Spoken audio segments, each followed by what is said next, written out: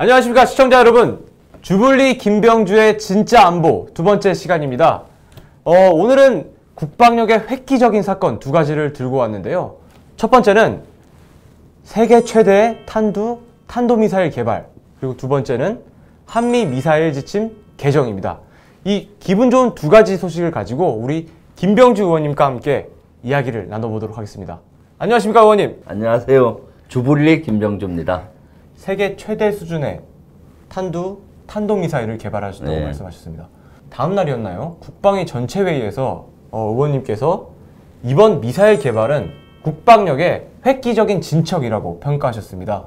저는 최근에 국방과 관련해서 두 가지 감정이 교차했습니다.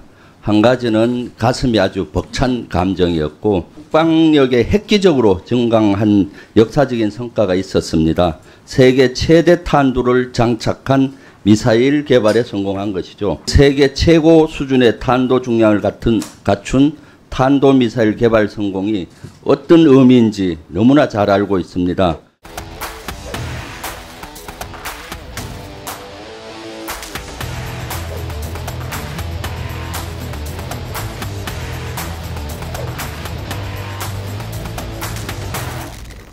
네, 그렇다면 이번에 성공적으로 개발된 최대 탄두의 탄도미사일은 과연 어떤 정도의 성능이 있습니까? 대통령님이 ADD 가서 그렇게 표현했잖아요. 내가 이렇게 미사일 앞에서 보안상 사진을 찍을 수는 없지만은 세계 최고의 탄두가 장착된 미사일 개발을 성공했다라는 것인데, 네, 저도 그 보안상이기 때문에 몇 킬로, 몇 톤 날아갔다고는 저도 잘 모릅니다. 하지만은 미사일 사령관을 한 저로서는 느낌은 있습니다. 그래서 아주 감동적이었죠. 트럼프 대통령과 문재인 대통령은 그 당시 한미 미사일 지침을 개정했습니다. 그때 미사일 지침은 800km까지고 탄두 무게는 사거리에 따라 다르지만 500km 이하였습니다. 멀리 날아가도 500kg 이하면은 위력이 그렇게 크지가 않죠. 그래서 탄두 무게를 제한을 해제했습니다. 그러니까 무한정 크게 만들 수가 있는 것이죠. 미사일 사령관을 역임하신 것으로 알고 있습니다. 미사일 사령부는 어디 있는 겁니까? 미사일 사령부는 보안상 여기서 말씀해 드릴 수는 없습니다. 그럼 어떤 임무를 하는 부대죠? 미사일 사령관님께서 직접 얘기를 해주시면 좋을 것 같은데. 예, 미사일 사령관을 군에 있을 때 역임을 했었죠. 미사일 사령부는 육군의 장거리 미사일을 다 거기서 운용하는 부대입니다. 미사일 운용 요원들을 교육시키고 운용하고 전체 통제하는 그런 사령부라고 보시면 되겠습니다. 확실히 전문가십니다. 사실 미사일 분야는 대단히 보안이 엄격한 분야입니다. 그래서 미사일 사령관을 역임한 저로서는 자세한 데이터라든가 그런 걸 설명해 드려서 여러분들에게 속 시원히 우리 군사력이 얼마나 큰지, 미사일을 얼마나 이렇게 강한지, 미사일 능력들이 말씀드리고 싶지만은 그런 것들이 제한돼서 저도 사실 좀 답답한 면은 있습니다. 하지만 현재 우리 미사일 능력은 대단하다고 볼 수가 있습니다.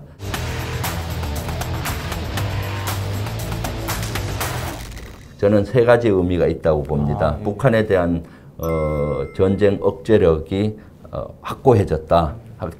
확고해진 거죠. 엄청난 위력을 가진 미사일이기 때문에. 그다음 두 번째는 탄도미사일 기술에서 북한의 기술을 압도할 수가 있게 됐다라는 것이죠. 그다음 세 번째는 탄도미사일이 우주 시대를 여는 무기체계라고 했잖아요.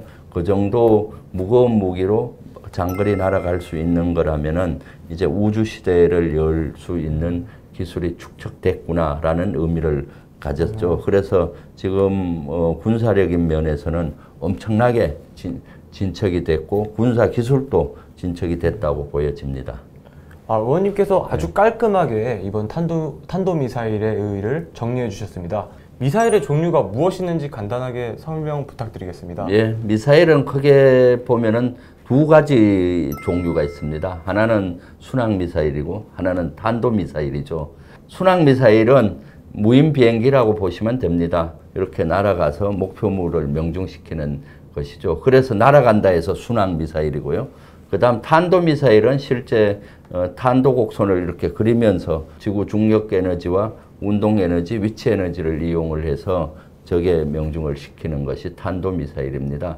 그래서 북한에서 주로 실험하는 많은 미사일, 노동, 무수단 뭐 등등은 다 탄도미사일이라고 볼 수가 있죠.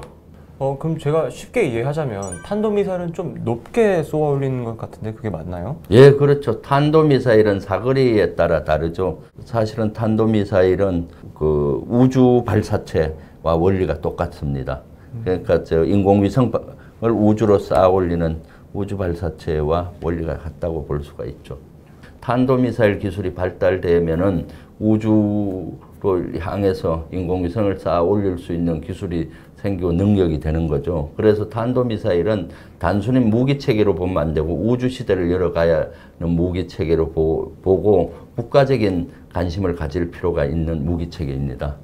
그렇게 복잡한 기술들을 우리나라는 언제부터 그렇게 개발을 했습니까? ADD가 1970년도에 생겼죠. 국방과학연구소.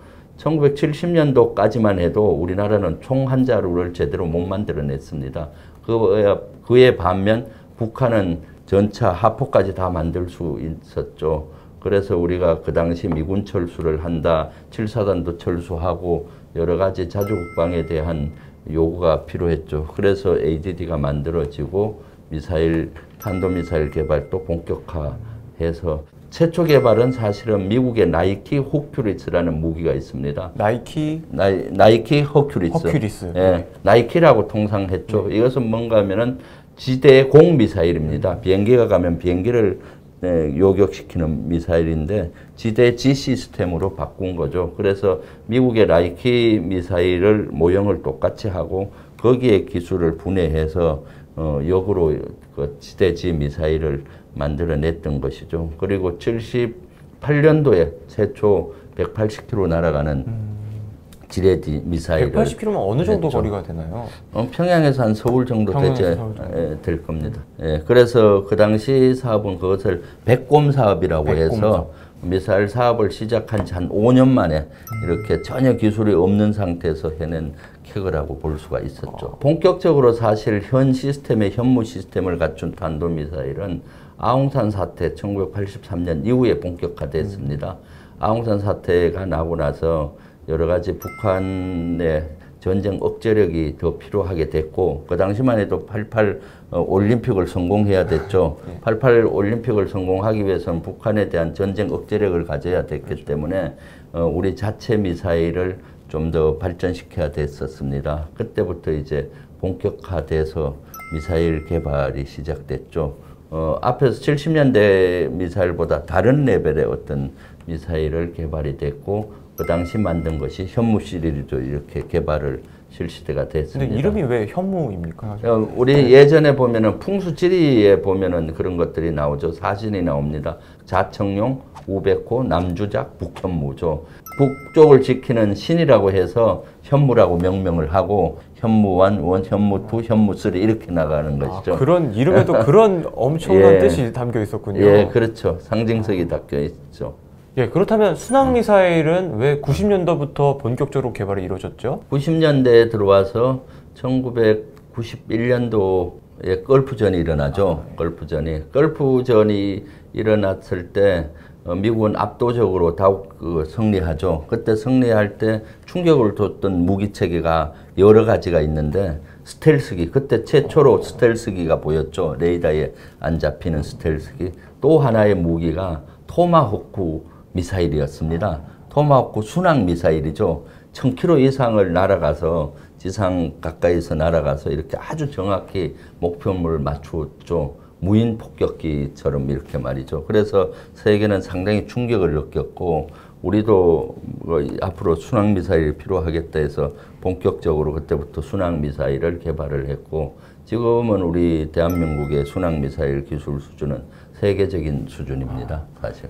의원님, 순항 미사일의 정확도는 어느 정도가 됩니까? 아주 정확합니다. 한 1000km 이상 날아가서도 어떤 건물이든지 사무실을 폭파하겠다면 유리창을 뚫고 들어가서 딱 할 수가 있을 정도로 정확하죠. 그렇게 예. 말씀을 나누다 보니까 좀 궁금한데 예. 그 순항 미사일은 어떤 원리로 그렇게 정확하게 타격을 할 수 있는 걸까요? 순항 미사일은 항공기의 엔진으로 이렇게 날아가면서 이렇게 여러 가지 항법 장치를 해서 자체하는 거죠. 간성 항법 장치라든가 뭐 여러 가지 기술이 결부돼서 합니다. 그건 보안상이라서 제가 더 세부적으로 말씀드릴 수 없고 거긴 여러 가지 유도 기술이 있습니다. 그래서 지형을 따라 또는 여러 가지 지시하는 대로 날아가서 목표물 가까이에서 목표물을 찾아내고 정확히 공격해 들어가는 기술 이런 것들은 우리가 세계적인 수준을 갖고 있다고 볼 수가 있죠. 괜찮으시면 나중에 녹화 끝나고 저한테만 조금만 알려주시면 감사하겠습니다. 예.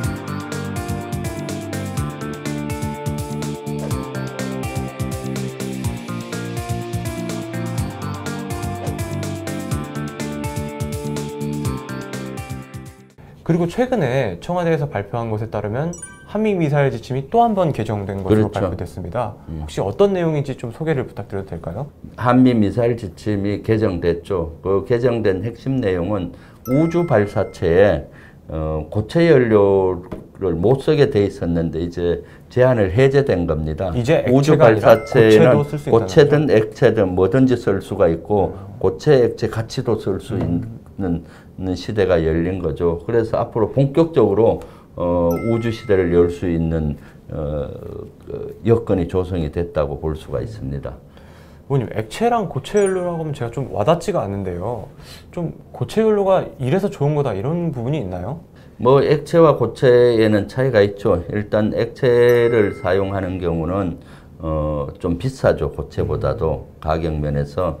그다음 액체는 사용하는데 시간이 많이 걸립니다. 액체를 발사대에 주입을 해야 되잖아요. 그리고 이 액체 연료는 되게 독성이 강해요, 산성. 그래서 오래 놔두면 이게 부식이 됩니다. 아, 그 그래서, 안에 미사일 부품이요? 예, 그렇죠. 그래서 발사하기 전에 미리 여놓을 수가 없습니다. 그래서 몇 시간 전에 주입을 하고 바로 발사를 하던가 만약에 기상 때문에 발사를 못하면은 다시 액체 연료를 빼는 것이죠.